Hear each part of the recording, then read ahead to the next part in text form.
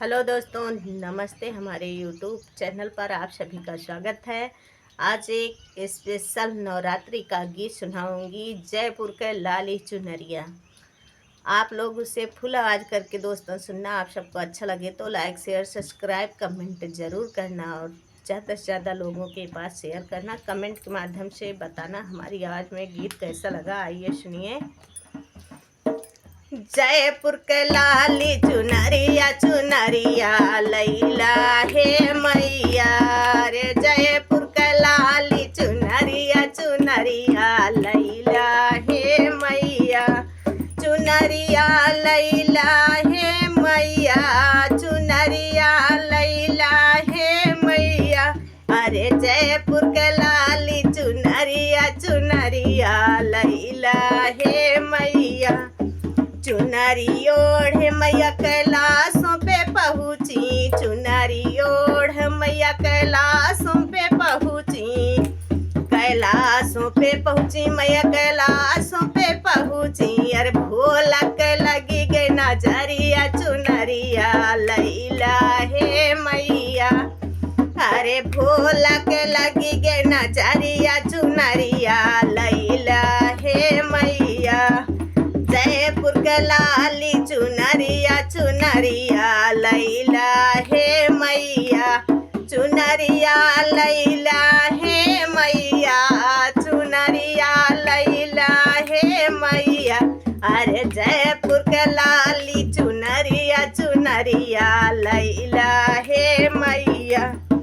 चुनरी ओढ़ मैया अयोध्या में पहुँची। चुनरी ओढ़ मैया अयोध्या में पहुँची।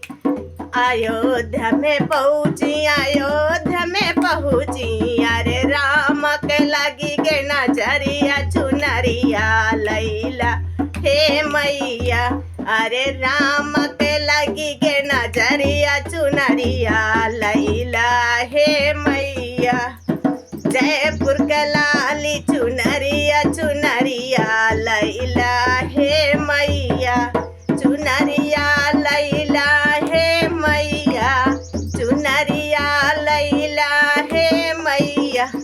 जयपुर के लाली चुनरिया चुनरिया लैला हे मैया। चुनरी ओढ़ मैया मथुरा में पहुँची। चुनरी ओढ़ मैया मथुरा में पहुँची। मथुरा में पहुँची मैया मथुरा में पहुँची। मथुरा में पहुँची मैया मथुरा में पहुँची।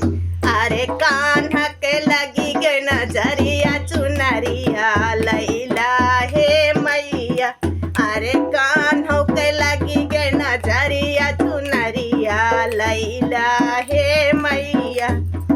जयपुर के लाली चुनरिया चुनरिया लैला हे मैया। चुनरिया लैला हे मैया।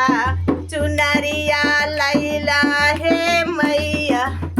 जयपुर के लाली चुनरिया चुनरिया लैला हे मैया।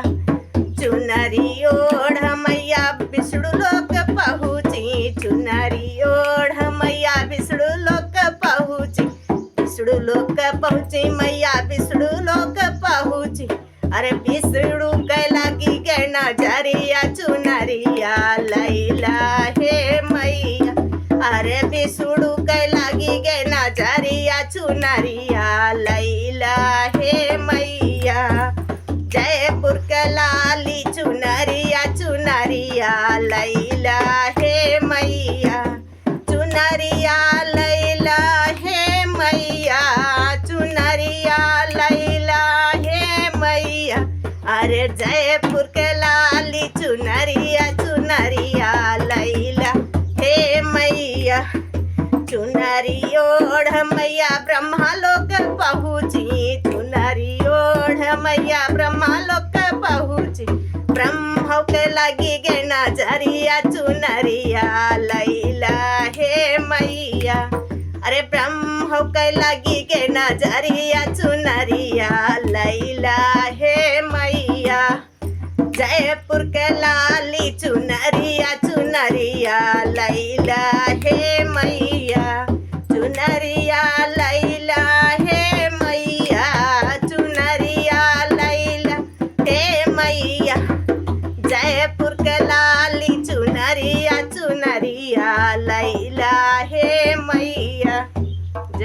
माता दी।